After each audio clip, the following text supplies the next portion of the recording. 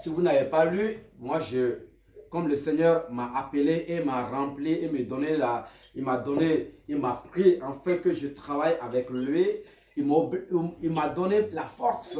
Si je n'obéis pas, si je ne fais pas ce qu'il me dit, moi-même, je suis déjà du péché. Donc, je suis obligé à chaque moment de pouvoir prendre la possibilité, ma force, d'utiliser, quoi qu'il arrive, étant de pouvoir prendre ce que le Saint-Esprit me donne comme sagesse que je dois vous donner. J'ai cette obligation auprès de mon Seigneur de faire sa volonté. Je m'avoue à être resté disponible à lui et de le plaire jusqu'à l'éternité.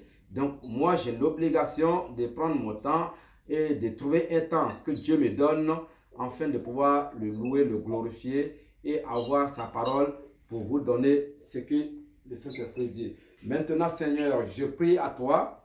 Ce n'est plus Jean, Seigneur, que tu parles maintenant, c'est toi qui prends la place. C'est toi, en toi se cache tout ce qu'il est dans ta parole. C'est toi qui es le révélateur, le régénérateur de tout ce qui est caché en toi. Seigneur, c'est toi qui es Dieu, c'est toi qui es le roi. Je ne suis que Seigneur du péché, rempli de ton souffle en moi, afin de pouvoir donner la nourriture et l'eau vivre à tes enfants. Maintenant, je m'abandonne totalement à toi. Fais ta volonté afin que tes enfants soient rassasiés de ta parole et de ta nourriture, Seigneur. Donc, voici ce que la Bible nous révèle dans le chapitre 7 de... Je ne sais pas si Claude, parce que Claude, on a coupé son micro, je ne sais pas s'il nous entend, mais nous, on ne l'entend pas. Je ne sais pas s'il veut parler ou pas. Et ouvre-le pour que... Claude, tu nous entends là? Claude? Peut-être qu'il écoute. Ouais, il écoute, sauf que son micro est coupé là. Il nous écoute, mais... Bah, ok. Bah, donc, voici, nous allons aller dans la prédication, dans l'enseignement du chapitre. Qu'est-ce que la Bible nous dit dans ce chapitre-là? Vous sachez, tout le monde sait que là, Paul, ceux qui ne connaissent pas Paul, Paul, c'est celui qui était contre l'Église avant, qui tuait les chrétiens, qui ne reconnaissait pas Jésus-Christ en tant que Seigneur. Mais aujourd'hui, avec la puissance de cet esprit et que toute personne que Dieu a gardée pour le servir, tu ne peux pas aller contre sa décision. Et Paul même, lui-même, il a reconnu que Dieu l'avait gardé pour faire sa volonté. Donc aujourd'hui, c'est lui qui a écrit toutes les livres, les révélations qu'il a reçues en Christ. C'est lui qui a écrit la plupart des livres. Donc voilà. Je ne sais pas si mon truc là, ça donc, ok, je vais aller sur ça. Donc, ok. Est-ce que moi, je suis en train de chercher d'abord le chapitre parce que ma tablette m'a lâché. Donc, je vais aller autrement.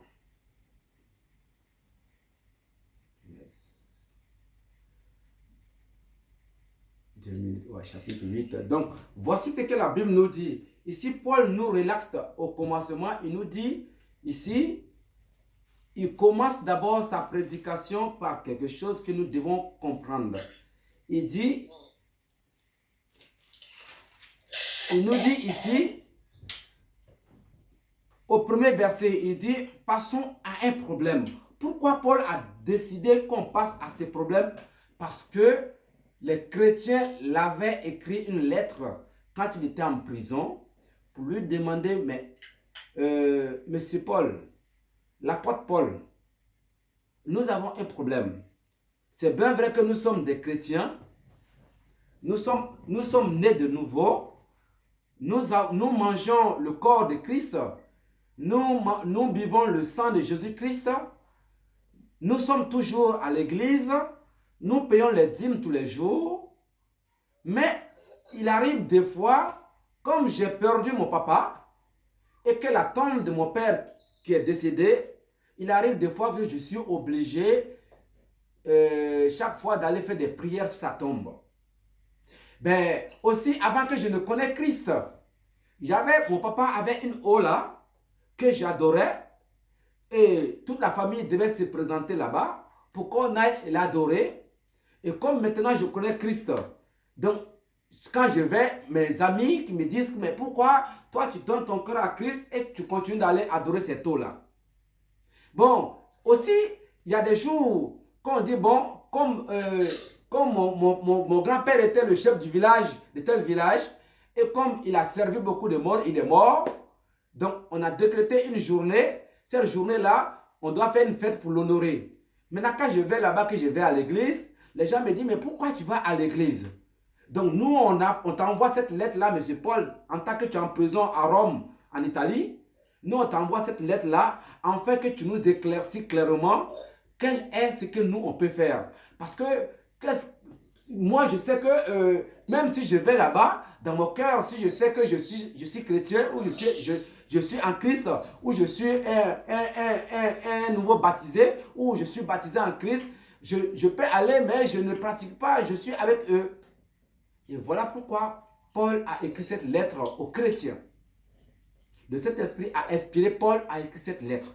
Je viens de vous citer un certain nombre de choses aujourd'hui que personne n'est indifférent de ce que je viens de citer. Il n'y a pas quelqu'un parmi vous ici qui ne va pas dire que quand je ne vais pas aller adorer la tombe de mon père, je ne vais pas aller au village, il y a des funérailles que je vais faire, qu'on fait, comme c'est mon père qui est mort là, je dois faire des funérailles, comme d'habitude je le faisais, pourtant je suis chrétien. La Bible ne nous interdit pas certaines choses, mais faites attention quand vous êtes en train de les faire. Faites très attention quand vous êtes en train de les faire. Je peux perdre mon père, je suis obligé d'aller parce que c'est mon papa. Je peux perdre mon oncle, je suis obligé d'aller, c'est mon oncle. Mais quand il y a des choses qu'on va tuer dans le truc folklore, qu'on appelle des trucs de culture là, je me méfie de ne pas manger ce genre de trucs parce que tout le monde sait que je suis chrétien.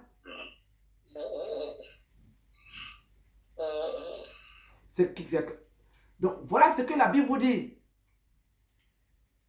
Si tu te dis que parce que tu es chrétien ou bien tu es parti là-bas et tu te dis, ben comme il n'y a pas quelqu'un de l'église qui est avec moi, je vais aller manger ces choses-là. La Bible te dit, tu es dans l'erreur, tu es dans le péché.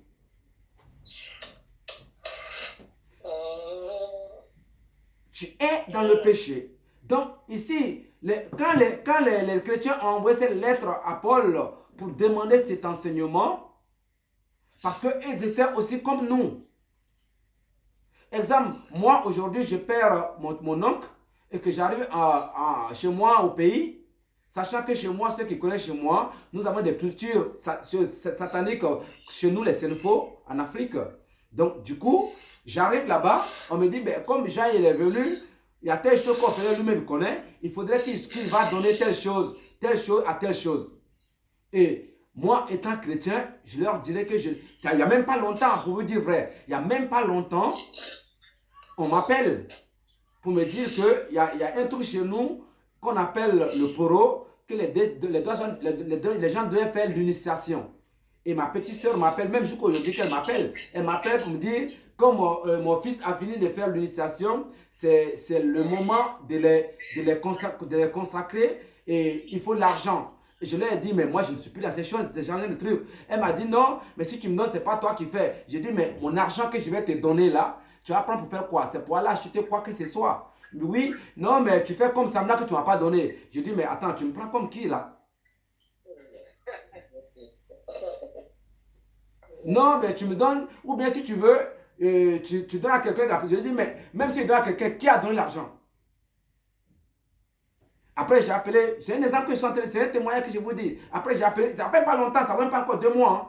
J'ai appelé mon grand frère, il dit à mon grand frère, ben, il y a ta soeur qui me demande, il m'a dit, oh, petit frère, laisse tomber. Elle m'a déjà demandé l'argent, je lui ai déjà envoyé l'argent là-bas. Donc, ne donne plus rien. Donc, vous voyez? Mais ce n'est pas parce que je n'ai pas l'argent pour lui donner. Je lui ai dit, si tu manques un sac de riz chez toi, je t'envoie l'argent tout de suite. S'il y a un problème, un enfant qui est malade, je t'envoie l'argent tout de suite. Mais donner de l'argent pour aller faire une initiation, je ne donne pas et je n'en ai même pas pour cela. Tout ce que Dieu me donne, c'est pour le glorifier. Ce n'est pas pour me glorifier. Je ne connaissais pas avant. Donc, je vous donnais de l'argent pour aller faire des fétiches pour vous protéger. Parce que je ne connaissais pas celui qui est le vrai Dieu. Maintenant que je connais celui qui est mon Dieu, je n'ai pas de l'argent à vous donner pour aller faire des fétiches ou pour aller faire quoi que ce soit. Elle me dit, ce n'est pas des fétiches, je dis, c'est des fétiches. Dis-moi, l'argent que je vais te donner, le complet, la nourriture que vous allez payer, les choses que vous allez payer pour aller dans le bois sacré pour aller faire, c'est pour qui? Elle m'a dit, c'est pour Dieu. Elle dit, tu connais le vrai Dieu? Est-ce que Dieu est assis dans la forêt là-bas? Donc voilà comment nous sommes, frères et sœurs. Ce sont des choses que nous devons nous en sortir. On ne peut pas dire que nous sommes chrétiens. On va aller un peu pour qu'on arrive à comprendre. Comme les gens, allons-y sur la Bible. La Bible est où? Allons-y sur la Bible. On va essayer de lire le même 1 Corinthiens là. Allons-y sur chapitre 10 là. Chapitre 10 vers le dernier verset là. Je ne sais pas. Vers le dernier verset. Chapitre 10. Allons-y sur chapitre 10. Vous allez comprendre ce que je suis en train d'expliquer avant que je rentre dans la prédication. Vous allez voir. Non, pas chapitre 10. Chapitre 10, vous n'avez pas de temps. Chapitre 10, je cherche un verset, 2, 3, 4 versets là. Vous allez comprendre ce que je suis en train de dire. Chapitre 10 va à partir du verset 22 jusqu'à la... Non, oui, verset 22, non, verset 31 jusqu'à la fin. Qu'est-ce qui est écrit? Je lis la parole de Dieu. Ouais. Il est écrit. Ainsi donc, que vous mangiez, que vous buvez, ou quoi que vous fassiez, faites tout pour la gloire de Dieu. Ne soyez une cause de faux parmi pour les non-juifs, ni pour les juifs, ni pour l'église de Dieu. Faites comme moi. Je m'efforce en toi de plaire à tous, recherchant non l'avantage, mais celui du plus grand nombre, afin qu'il soit sauvé. Amen. Amen. Donc ici, le passage que j'ai dit, on parle ici. J'ai un autre verset, moi. Hein? Je peux le lire, je crois que ça parle de ça. Ouais, vas-y. N'adorez pas les faux dieux, ouais, c'est ça, voilà. Comme certains parmi eux l'ont fait. Les livres saints racontent cela. Les peuples s'est assis pour manger et boire. Ensuite, les gens se sont mis debout pour s'amuser. N'ayons pas une vie immorale et agissez comme certains d'entre eux l'ont fait. Et 23 000 sont morts en un seul jour. Vous avez entendu? Et même là encore, ce que tu as lu encore, tu peux prendre le verset 14 encore pour compléter. Le verset 14 du même chapitre 10. C'est pourquoi, mes amis, très chers, n'ayez pas aux cérémonies en honneur des faux dieux. Je vous parle comme à des personnes sages. Jugez vous-même ce que je dis. Nous remercions Dieu pour la coupe de bénédiction. Quand nous buvons, est-ce que nous n'entrons pas en communion avec le sang de Christ? Quand nous mangeons du pain que nous partageons, est-ce que nous n'entrons pas en communion avec le corps de Christ? Il y a un seul pain, alors tous ensemble nous sommes un seul corps. Amen, on laisse là. Vous avez compris? Ici, au début, quand on a commencé, avant de faire la prière, je vous ai dit quoi? Il y a une personne qu'on appelle Lucifer qui a été chassé dans le ciel. Je vous donne un peu de détails pour que vous compreniez. Et si Lucifer là voulait qu'on l'adore comme Dieu. Donc quand on l'a chassé dans le ciel, qu'il est venu au deuxième ciel, il est esprit, il n'est pas corps. Donc comme il est esprit, il n'est pas corps, il ne peut rien faire dans l'homme tant qu'il n'a pas un corps. Lucifer, tous les esprits que vous voyez, il ne peut rien faire sur la terre tant qu'il n'a pas de corps. Donc, comme il n'a pas de corps, quand vous partez adorer un bois, au fait, ces esprits-là viennent rentrer dans le bois. Quand vous demandez quelque chose, ce sont ces esprits-là qui vous envoient souvent à pouvoir faire des choses sataniques, afin que vous pensez que c'est Dieu. Parce que ces esprits n'ont pas de corps. C'est pour ça qu'on les appelle des étrangers dans le corps de l'homme. Ils ne peuvent rien faire. C'est pour ça que vous voyez quand vous dormez, même quand ils viennent dans vos rêves, ils viennent dans le corps d'un ami. Ils viennent dans le corps d'un animal. Amen.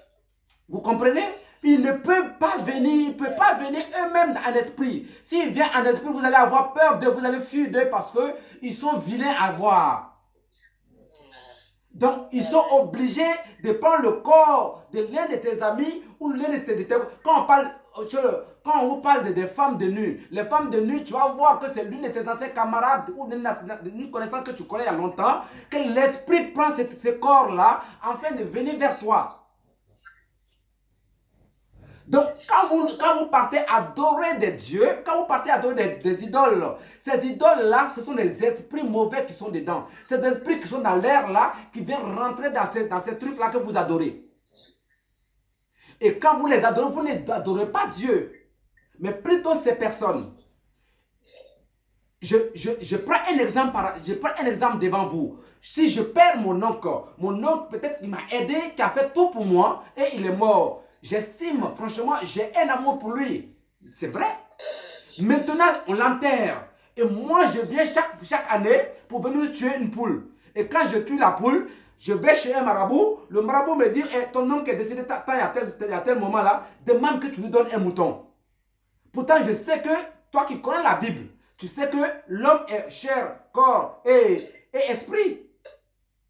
Donc, si la personne est morte, là, on vous dit que le corps est du sable, c'est du poussière. Donc, l'âme est partie chez Dieu. Comment cette âme-là qui est partie chez Dieu va te demander un mouton? Si cette âme était sur la terre qui péchait, il est dans l'abîme. Il attend son jugement. Mais comment il va venir te demander un mouton? C'est les esprits de l'air là qui viennent remplir la tombe que tu adores là pour te demander, il veut un mouton. Donc, quand tu donnes le mouton, tu fais maintenant alliance avec lui sans le savoir. Maintenant, le jour que tu veux te détacher là, même dès que tu fais l'alliance, que tu fais déjà l'alliance avec lui, tu commences déjà à tomber dans les fosses. Pourquoi? Parce que arrivé à un certain moment, il y a des choses qui vont te demander que tu ne pourras pas t'en sortir. Voilà comment les esprits que nous on adore. Donc, ces choses, prenez exemple, vous allez voir que dans nos villages, dans nos pays, les choses, exemple, les eaux ou les trous ou les forêts ou les choses qu'on adore dans les familles, c'est quelqu'un qui allait déterrer ça il y a plus longtemps. Il y a des siècles et des siècles de cela, et qu'on allie ça dans la famille afin que nous, on l'adore. Mais si la personne était encore vivante, il allait vous dire comment as-tu lu ces trucs-là? C'est des choses qu'on va chercher. C'est les esprits de l'air qui ont besoin. Vous allez prendre un exemple. Quand tu as un esprit, je prends un exemple. Quelqu'un qui habite dans une maison. Qui a fait quelque chose de mal dans la maison. De mal dans la maison. Et l'esprit qui est mort n'est pas encore, son jour de mort n'est pas encore été arrivé et qu'il a été assassiné dans la maison. Cet esprit ne peut pas aller dans l'abîme puisque Dieu a prédestiné des jours pour lui. Donc ces jours-là qui ne sont pas encore arrivés, cet esprit restera dans l'air et il va vivre dans la maison. C'est ce qu'on vous appelle les maisons hantées. Donc même quand vous prenez une maison, faites des prières pour chasser ces genres d'esprits. C'est pour ça qu'on vous dit tout ce que vous mangez, priez dessus. C'est comme, je prends un exemple, un monsieur ou un homme peut être dans une maison, en se battant, vous entendez souvent dans les journaux ou dans la presse, que telle personne dans sa maison se battait et il y a eu de la mort. Peut-être, oui, souvent on dit c'est Dieu. Dieu ne tue pas quelqu'un. Dieu, avant que tu ne deviennes, c'est écrit le jour que tu es né, le jour que tu vas revenir. Mais si tu rentres dans le monde de Satan, c'est Satan qui s'occupe de toi. C'est pour ça que Jésus, en parlant à ses disciples, a dit, laissez les morts enterrer les morts. Toi qui ne connais pas la vérité, tu es déjà mort. Donc, si tu vas enterrer un mort, tu vas enterrer quelqu'un qui est déjà mort. Toi aussi, tu vas mourir comme lui. Mais ceux qui connaissent la vérité, la Bible te dit que tu as la vie éternelle. C'est ton corps qui va mourir, mais ton âme sera toujours dans la vie éternelle. Et je prophétise que vos âmes soient dans la vie éternelle au nom puissant de Christ Jésus. Amen. Donc voilà ce que la Bible vous dit. Donc les idoles dont parle ici Paul, ce sont les choses que nous on adore. Les choses que nous pensons, c'est comme on prend dans le livre de David, quand on prend dans le livre de Daniel, il a été dit que Nabucodonosor a fait une statue à son image et il demande aux gens d'aller l'adorer. On l'adore pourquoi? Toi-même tu n'es pas Dieu. Parce qu'il a voulu égaler Dieu. Parce qu'il a voulu égaler Dieu. Toute personne qui demande qu'on l'adore veut égaler Dieu. La seule personne à adorer sur la terre et dans le ciel, c'est le Seigneur. La seule personne à qui tu dois rendre un culte, c'est Jésus. C'est le seul. À toutes d'autres personnes que tu rends un culte, tu es en dehors de la vérité. Je peux chercher des fruits, ce qu'on appelle des fidèles. Si, exemple, j'arrive au village pour chercher des fidèles, je peux me mélanger comme Paul le dit. Vous allez voir ce que je suis en train de vous dire dans le chapitre 10, quand on va au chapitre 10. Je peux me mélanger avec des gens pour pouvoir les écouter, mais je ne me mélangerai pas de faire ce qu'ils veulent. Je ne me mélangerai pas de faire ce qu'ils veulent. Non. Mais pour leur, je peux aller à une soirée ou à quelque chose pour danser. Juste, je ne vais pas boire du vin, je ne vais pas me ivrer, mais je vais m'asseoir à une table et me faire différent. Genre, tu bois du vin, je ne bois pas du vin. Genre, tu fais tes choses. Non, je ne le prends pas. Pourquoi? Parce que je suis un homme de Dieu. Maintenant, dès que tu as dit que tu es un homme de Dieu, il y a des curieux qui vont venir te poser des questions. C'est maintenant que tu commences à démontrer la connaissance de la Bible afin de pouvoir prêcher à d'autres personnes, de faire l'évangile à d'autres personnes afin qu'ils viennent à Christ. Ça, c'est possible. Mais je ne peux pas me lever tous les samedis pour aller en boîte. Je ne vais pas me lever toujours pour aller m'asseoir, pour pouvoir boire de la bière, pour danser, pour m'ivrer. Pourquoi? Parce que mon corps n'est pas fait pour pouvoir faire du débauche. Non. Mon corps n'est pas fait pour faire de l'iniquité. Non. Mon corps est pour le Saint-Esprit. Mon corps est pour Dieu. Mon corps n'est pas pour les idoles. Quand on va, exemple, à une boîte de nuit, ou bien quand on va pour danser, j'étais en train de regarder un prédicateur, Marcelo, je ne sais pas si c'est Marcelo, c'est un Congolais, que tout le monde connaît même d'ailleurs. J'étais en train de regarder, il dit à ses fidèles, moi, je suis déjà marié, mais je demande au nouveau couple, dès que vous partez à la mairie pour aller faire le mariage à la mairie, après la mairie, vous partez à l'église, qu'après qu'on va faire la réception. Après la réception, dès qu'il arrive à minuit, qu'on va faire la musique, prends ta femme, va chez toi. Tu dis, le mariage de l'église est fini. Maintenant, le mariage des païens va commencer. Et comme nous sommes des mariés chrétiennes, nous on rentre chez nous, que le bal des païens commence. Pourquoi il dit cela? Parce que la musique que nous écoutons glorifie qui? La musique que nous dansons glorifie qui? Et quand nous sommes dans cette danse, quand nous sommes dans cette joie, la joie, on la donne à qui? C'est ça la question qu'on se pose.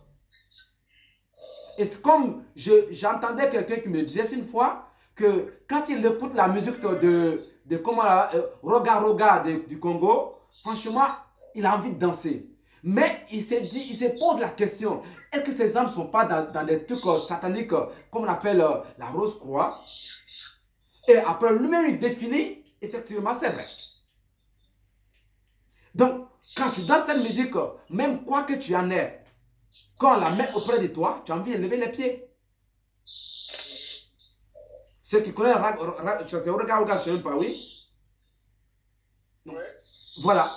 Donc, c'est une musique faite dans les trucs de culture congolaise. Juste ceux qui savent écouter le Lingala, qui peuvent vous décrire. Je le dis parce que j'ai entendu des témoignages dessus. Il y a Charlie qui est là, qui connaît bien le Lingala. Ouais. Voilà. Donc vous allez voir que c'est des paroles tirées du monde et des paroles tirées des cultures congolaises. Donc, voilà. Donc, c'est les choses que nous devons... On n'a pas dit que nous sommes dans le monde. Mais la Bible déclare que vous êtes dans le monde. Vous avez des habits blancs, des boubous blancs que vous avez portés, que vous devez tenir à ne pas que ça se salisse. Mais c'est votre courage et votre force dans le Saint-Esprit qui vous aidera à le faire. Vous seul, vous ne pouvez pas. Parce que tu ne peux pas parler à ta bouche simple. Tu ne peux pas prendre ta sagesse pour pouvoir chasser ceux qui nous poursuivent partout. C'est impossible. Mais ces viandes, ces choses que nous allons aller manger, ces trucs que nous allons le fêter là, faites attention parce que là-dedans, il y a beaucoup de choses. Je prends un exemple encore plus encore. Tu as commencé à dormir déjà. Je prends encore un exemple encore plus. Tout à l'heure, tu écoutais les dessins animés. Hein. Je prends encore un exemple encore que vous allez comprendre. Exemple, moi je vais à un truc culture. Il y a quelqu'un qu'on appelle l'homme fort de la famille. Et vous savez, dans les familles actuelles, quand un homme fort est presque mourir, il faut qu'il cède la place à quelqu'un d'autre. Quand un homme fort de la famille, ça veut dire que le chef de la famille, quand tous les trucs de la famille qu'on lui donne, les secrets de la famille qu'on lui donne là, quand il est presque mort, il faut qu'il délègue à quelqu'un. Ou il doit déléguer, ou il doit. C'est pas quelqu'un qui va venir attraper comme ça pour te dire, bon, je te donne les secrets de la famille. Non. C'est dans les réunions familiales, dans les trucs familiales là, dans les sacrifices familiales qu'on délègue. Qu'on délègue tout cela. Donc, la Bible vous déclare de faire attention à ces choses-là parce que il peut arriver. En plus, quand vous prenez ces mêmes passages, la Bible vous dit que ce n'est pas simplement pour vous.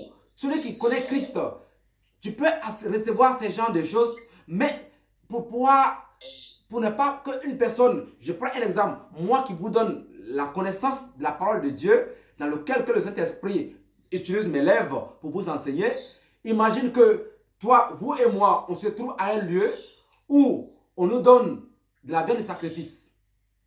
Et vous me voyez manger cette viande. Qu'est-ce que vous allez dire? Ah oui, mais le frère Jean qui nous donne l'enseignement, il est en train de manger. Donc, ça veut dire que tout le monde veut manger. Donc, je suis en train de vous envoyer à quelque part qui n'est pas normal. Donc, Paul vous dit, au fait, toi-même protège-toi et protège ceux qui sont avec toi. Parce que si une personne veut se convertir en Christ, si une personne veut venir dans le royaume, qu'il voit que Jean est en train de manger les choses interdites, lui aussi te dira, ben, donc ça veut dire qu'on peut tout manger. Mais si tu ne sais pas, tu peux le manger. Mais dès que lors qu'on te dit que cela n'est pas bon, tu ne manges plus. Tu ne manges plus. Donc voici ce que Paul vous relate dans le chapitre. Mais surtout de ce que nous allons, l'important de ce que nous allons retenir, c'est de faire attention à nos fréquentations quand nous partons en Afrique. C'est de là viennent tous les grandes attaques. En Europe ici, on peut être attaqué par les jalousies. Parce que je suis dans un lieu de travail, ou bien Charlie est dans un lieu de travail, peut-être le poste qu'il occupe là, les gens sont jaloux de lui, ou ils vont lui faire des petites attaques, mais ça ne peut rien faire. Mais les grandes attaques viennent même de vos propres familles. Parce que personne ne peut attaquer Charlie tant qu'un membre de sa famille, grandiosement, il peut aller faire des trucs de fétiche sur toi. Mais pour t'attaquer, pour avoir ta propre vie, il faut que ça soit l'un de ta famille. Pour avoir ta propre vie, pour pouvoir t'attaquer, il faut que ça soit un cousin, une soeur ou un frère de même famille qui fera cela. Si ce n'est pas ce genre de personnes, personne ne pourra t'attaquer et t'avoir. Parce qu'il faut demander d'abord l'audience à la famille avant de pouvoir faire du mal sur l'être. Il faut demander l'audience. Mais ce que nous sommes en train d'écouter aujourd'hui, c'est pour ça que Dieu nous demande de aussi convertir nos proches. Ça veut dire que nos familles, nos frères, nos sœurs. Parce que si elles ne savent pas, je prends un exemple. Claude qui est avec moi, lui, il connaît la parole de Dieu. Mais sa petite sœur qui est au village, sa grande sœur qui est au village ne connaissent pas la parole de Dieu. Un exemple. Elle va aller voir un féticheur ou bien un marabout pour dire que ça fait longtemps que moi, ce champ-là, c'est moi qui cultive dans ce champ. Mais il y a une personne qui veut que moi je laisse ce champ-là, en fait, parce qu'il veut me chasser. Parce que mon grand-père m'avait donné ce champ. Mais malheureusement, aujourd'hui, comme mon grand-père n'est plus, elle a dit non, que c'était le champ de tant. Donc, moi, il faut que tu m'aides, en fait, que le champ me revient. Le féticheur va lui dire, ok, j'ai entendu, mais donne-moi une poule noire. C'est avec cette poule noire-là que j'ai fait un sacrifice, afin que le champ te revient. Elle va aller acheter la poule noire, ils vont venir tuer la poule noire sur l'idole. sur l'idole, le bois, le caillou, je ne sais pas quoi que ce soit, le bois, le caillou, et toi, tu vas manger cette viande-là, la sœur va manger cette viande, sachant que Paul, lui, il est en France ici. Et le féticheur qui a tué la poule, il est là-bas au Togo. Donc, la sœur qui est partie donner la viande, le féticheur n'a aucune, il n'a rien, il ne peut rien. Qu'est-ce qu'il peut faire? C'est de prendre la vie de l'un des frères, de la personne qui a donné la poule là, afin d'anéantir la vie de cette personne. Donc, si Paul n'en sait rien et qu'il ne prie pas, il va se rendre compte un jour, il est en train de dormir, il va voir une poule qui se transforme une poule comme un homme qui le pourchasse dans les rêves. Parce que la poule qui a été tuée là-bas, il faudrait que la poule là trouve quelqu'un dans la famille afin de récupérer le bien ou la vie de quelqu'un, afin que le terrain que la sœur va avoir là, on donne la vie de cette personne à l'esprit, pour que l'esprit utilise le corps de cette personne et en échange du terrain. Parce que quand l'esprit va prendre le corps de la personne ici, cet esprit-là va aller essayer de chasser celui qui veut chasser la sœur sur le terrain. Maintenant, le corps de l'autre personne qu'il a pris ici, là, ce corps devient un corps qui appartient maintenant à l'esprit. Je ne sais pas si vous me comprenez ce que je suis en train de vous dire. Donc, Claude qui n'arrive pas à comprendre les choses, lui va se dire, mais cette poule qui me chassait, je dormais la nuit là, une poule qui me chassait, je ne sais pas pourquoi cette poule me chasse. Et maintenant, il commence à voir, tout ce qu'il a fait, ça ne marche plus. Et les choses qu'il ne faisait plus avant n'étaient pas cela. Avant, il n'aimait pas la liberté, ou bien il n'aimait pas sortir, ou bien il n'aimait pas faire des choses qu'il ne voulait pas faire. Maintenant, il commence à les aimer. Son argent ne reste plus. Il commence à se poser la question. Mais une personne hors de sa famille ne peut pas faire ça. Une personne hors de sa famille ne peut pas. Ce qu'une personne hors de la famille peut faire, c'est de lui faire des attaches pour pouvoir lui rendre un peu malade. Mais il ne peut pas lui faire une grande chose. Mais arracher la vie, détruire la vie de quelqu'un d'autre, ça, c'est un proche. C'est pour ça que souvent, si c'est quelqu'un d'autre, vous allez voir chez les féticheurs, si c'est une autre personne, va te demander, il faut avoir l'habit de la personne. Ou quelque chose de la personne. Donc, je vous exhorte à faire très attention à vos rêves, très attention à vos idoles, à vos frères et sœurs, à vos cousins. Donnez-les l'enseignement, donnez-les votre appartenance. Priez fort, en fait que s'il veut, c'est comme j'étais dans l'église que nous on prie là-bas, là, il y a un guerrier comme Maman Dieu qui prie avec nous, qui disait qu'il priait ici, ça fait plus de 17 ans qu'il priait. Et si je vous dis sa vie, vous allez voir, c'est quelqu'un qui a étudié en Côte d'Ivoire, que la Côte d'Ivoire l'a envoyé ici. Et quand il arrivait ici, c'était un grand footballeur. Un très grand footballeur. Malheureusement pour lui, le jour qu'une équipe devait le prendre pour jouer dans un grand club en Côte d'Ivoire ici en France, il ne sait pas qu'est-ce qui s'est passé. Il a mal parlé au protège de l'équipe.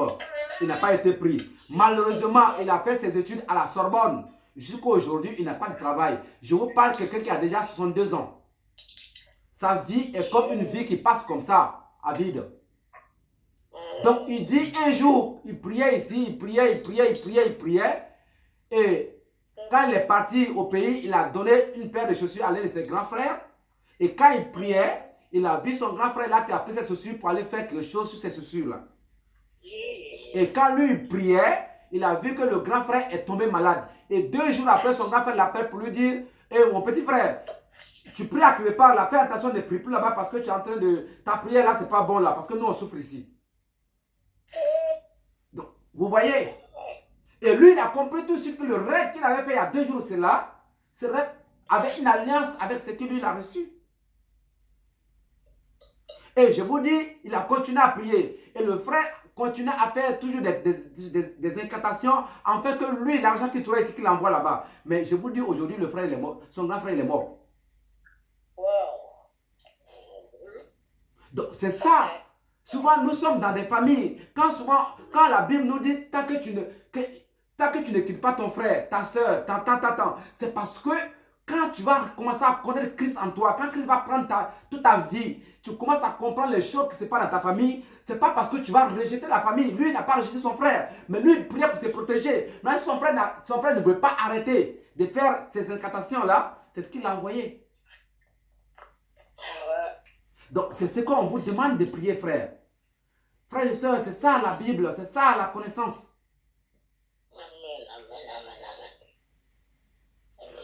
Tu peux t'asseoir chez toi et les gens sont devant des idoles en train de crier ton nom. Des gens sont devant des idoles en train de dire cette personne-là, je ne veux pas qu'il soit comme ça. Tu sais, depuis qu'il travaille, il ne fait que donner l'argent à ma petite soeur, à mon grand frère, à mon oncle. Oui, mais moi, c'est moi qui m'occupais, c'est moi qui me suis occupé de sa maman. Mais comme il ne s'est pas occupé de moi, il va s'asseoir devant l'idole. Mais l'idole, c'est quoi? L'esprit. L'esprit, c'est ça que les esprits veulent. Dès que tu donnes cela, l'esprit cherche le corps. L'esprit ne cherche pas vous. Il cherche le corps de la personne qu'on lui a donné, afin de pouvoir régner sur la terre. Comment vous pouvez comprendre quelqu'un qui est lucide? Il est lucide. Et il fait des choses qu'on lui dit. Lui-même fait des choses qu'il sait que ce qu'il fait, ce n'est pas bon. Une personne qui est lucide, vous le voyez assis devant la route pour dire que je suis en train de me prostituer. Est-ce que vous pensez que la personne est lucide? Est-ce que vous pensez qu'il n'y a pas quelque chose qui le conduit? Voilà. Quelqu'un qui est lucide, il s'assoit un jour comme ça, pouf, dans les toilettes, il tombe. Vous pensez que c'est normal? La toilette est propre. Tout à tu rentres dans la même toilette que tu connais, des années, et un coup tu rentres dedans, tu tombes. C'est qu'il y a quelque chose qui s'est passé. Il y a quelque chose qui s'est passé. Donc, essayons, frère, de donner nos vies à Jésus. Lui seul est que quand l'Esprit le voit en toi, quand la parole de l'Esprit sonne en toi, aucun esprit ne viendra te troubler sur ton rêve. Souvent, on n'a pas le temps de prier avant de dormir, mais je vous donne un défi. Ceux qui ont la possibilité de prier au minimum 30 minutes avant de dormir. Ceux qui ont la possibilité de prier 30 minutes avant de dormir. Priez les 30 minutes avant de dormir. Vous allez voir à chaque mois que vous priez, vos rêves, vos rêves que vous faites, les visions que vous voyez là, ça va se réduire. Ça va se réduire. Parce que la Bible est claire là-dessus. Ce monde appartient à Satan. Parce que les gens aiment les choses qui brillent. Les gens aiment l'argent. Les gens aiment les grandes choses. Donc Satan est dans la tromperie. Il va te tromper pour te donner les moyens, en fait que tu lui donnes quelque chose d'autre en retour. Aujourd'hui, la personne peut aller chez un marabout. Le marabout va lui donner un mouton. Tu vas te réclamer un mouton. Est-ce que le mouton va te donner l'argent? Mais où il trouve cet argent pour te donner? Oui, je vais devenir ministre. Regardez, pendant les élections en Afrique, on perd les enfants. On perd les enfants. Et regardez la fin de toutes ces personnes politiciennes-là, à leur fin. Comment ça se termine? Parce qu'ils ont pris la vie des gens pour simplement donner aux idoles. Parce qu'ils ont mangé à la table du diable. Maintenant, à partir de leur fin, ils commencent à parler seuls. Ils commencent à dire des choses seuls. Et les gens commencent à se poser la question, mais pourquoi eux?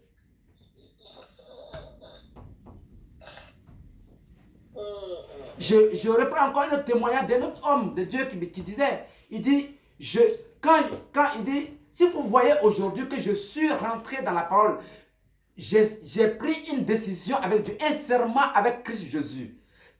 Tant que mon corps n'est pas rentré dans la terre pour devenir poussière, mon âme t'appartient, Jésus. Pourquoi? Parce que il dit, quand je venais en France, j'étais étudiant. J'ai eu mon bac en Côte d'Ivoire. Étant burkinabé, il est parti avoir son bac en Côte d'Ivoire. Étant burkinabé, il a eu son bac avec mention. La Côte d'Ivoire l'a envoyé en France pour venir faire des études. Et quand il venait pour faire des études, il est parti voir son père. Son père était un immeuble. Il dit à sa maman, je vais en France bientôt pour aller faire mes études. Et il est parti voir un marabout. Il est parti voir un marabout. Le marabout lui a fait des ceintures tellement. Peut-être même ces ceintures-là, si on attache un mouton sur un bois, il ne peut même pas se détacher. Il peut même pas se détacher. Donc, du coup, il a pris les ceintures. Il s'est attaché à les ceintures. Il est venu en France.